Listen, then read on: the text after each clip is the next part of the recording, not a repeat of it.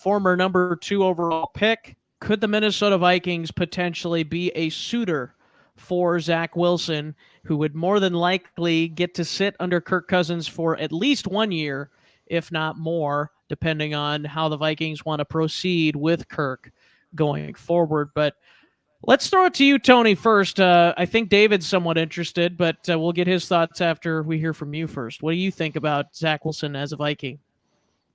Yeah, I'm gonna say no. I don't I don't want Zach Wilson. I think Zach Wilson is I think he's damaged goods. Like I think that his confidence is probably so low at this point that I just don't think there's enough to recover. And I didn't see it enough when maybe the confidence was high either for me. So I get that he would be a project, and I don't think David would suggest. Maybe you will, David, but I don't think anyone would think he'd come in and be the starter anyway. And I totally get that. For me, I just don't feel like it's worth.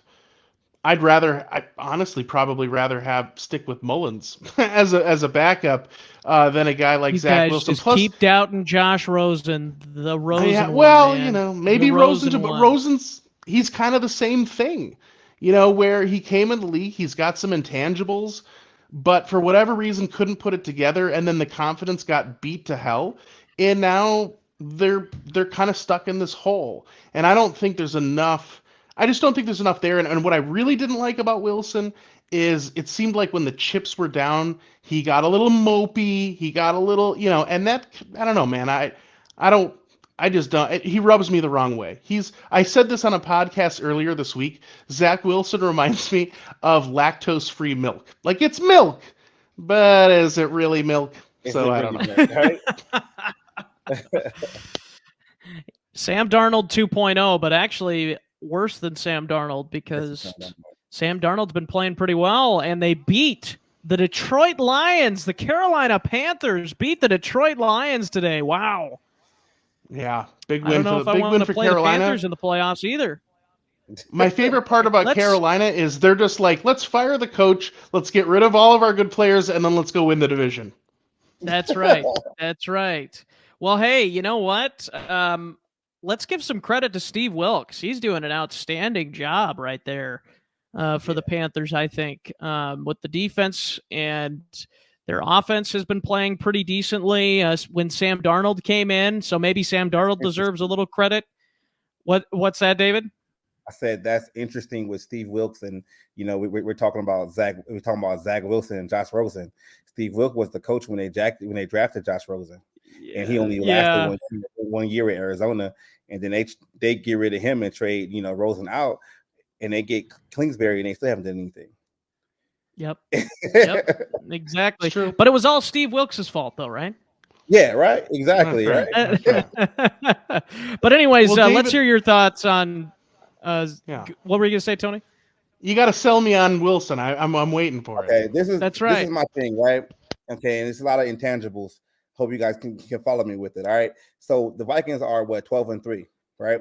So that means the draft pick that they're going to get is not going to be a higher draft pick. So if they can keep this up, maybe this year and next year, they're going to be drafting at the bottom of the draft for the next couple of years if they continue to be a good team. Which all the top tier talent when it comes quarterback wise is at the top. The top 14 picks. If they can trade for Zach Wilson, maybe a 3rd round pick, 4th round pick, and develop him behind Kirk Cousins, because Kirk Cousins is not going to be here forever, and you still have to pay JJ. So you can let him develop in the background. And if we really feel that Kevin O'Connell is this, wizard with quarterbacks, the way he's making Kirk Cousins play, let's take a chance on, a number 2 draft pick who had all the intangibles in the world. I don't think he's done. He's only 23 years old. And from us being Viking fans, we see how Kirk Cousins suffered with a defensive-minded coach in Mike Zimmer, right? Zach Wilson has a defensive-minded coach in Saleh right now. So they're not really giving him the offensive coordinator or quarterback coach to actually put him in the right situations. I watched the game this week on Thursday with the Jets. They put some practice squad guy in, and all the guy did was run. Chris Streveler, baby, go Yotes! All he did was scramble the whole game. So you can kind of Chris Streveler, baby. You can kind of think about it like if Zach Wilson actually went to a team that can develop him and he can wait. I'm not saying he's going to be a Hall of Fame quarterback. What I'm saying is the Vikings, they are going to have to look for the next quarterback after Kirk Cousins. Why not turn over that stone, third round pick, fourth round pick, whatever, or a player, and get that guy in your system and see what he actually can do. So the one thing I will say, David, is that I actually had this conversation either was this week or last week with somebody, and I actually brought up the point that I hope that the Vikings, when they look to get another quarterback on the roster, I kind of hope they don't pick high. Because I feel like over the last, let's say like 5 to 8 years, and I'd love to see the statistics on this. I'm just going off of my gut, so I could be wrong here. But it feels like that there's almost there's a higher hit rate in the second or third round than there has been in the first round. It feels like there's been a lot of round one busts to almost like semi-busts where guys last maybe 4 or 5 years and they're like a Daniel Jones. I don't know if I'd consider a Daniel Jones a bust, but is he great? Is he a franchise quarterback? I'd be hard-pressed to make that leap too. So I feel like there's just a lot of guys in that first round. It seems like, again, recently, that are just great, but not they're not a top tier, top 5 talent. Whereas I feel like you can almost find more of them, or maybe have a less of a risk with taking a guy in the second and potentially the third round, or apparently last in the draft with Purdy. I think the thing when it comes to the second round or third round or first round pick or whatever, you don't necessarily get that 5th year option when they're a second round pick. So that means, let's say you do hit on a second round pick in the draft as a quarterback, you're going to have to pay him faster than you would do a first round pick. If you hit on a third round pick, you got to pay him even more faster because the way the contracts are situated, when you draft a guy. So that's the reason why you get these teams, they draft a quarterback in the first round, because they're going to get that 5th year option, which is team control, and they can just, he's not making Jamarcus Russell money. So they can kind of, build a team around them and move forward. But if the Vikings are picking, quarterback in the second round, let's say they do hit, that means he's going to get paid sooner than later. To your point, Tony, I will say, I think we have that impression that there's better quarterbacks in later rounds because there's so many bad ones that have been taken in the first round. And there are more quarterbacks taken, I would say, in the first round than any other round of the draft. So I think it's easier for those numbers to be maybe worse than the middle and, late rounds. So that would be my guess. But there are definitely cases. I mean, Kirk Cousins, even, for crying out loud, a 4th round pick. Russell Wilson. There's a lot of other guys in there as well you can throw in there, but I think we hear a lot more about the first round busts, where we don't hear so much about the quarterbacks that bust later on in the draft either. So maybe that feeds into that a little bit too. But. Very true. Yeah. Kellen Mond was a second rounder. Was he third? Okay. Yep. Yeah, I mean, at the end of the day, and I don't disagree with either of you. I think just what scares me as a Vikings fan is the last time that we actually tried to do this was Christian Ponder. And it felt like because of where he was drafted, we hung on for so long. And I get that the Wilson deal is different. I think that's what David's point is that we don't necessarily have to commit ourselves as much as drafting a guy super high, as maybe you can see what you have in a guy that was previously drafted high. Totally get that. I think that's a totally valid point.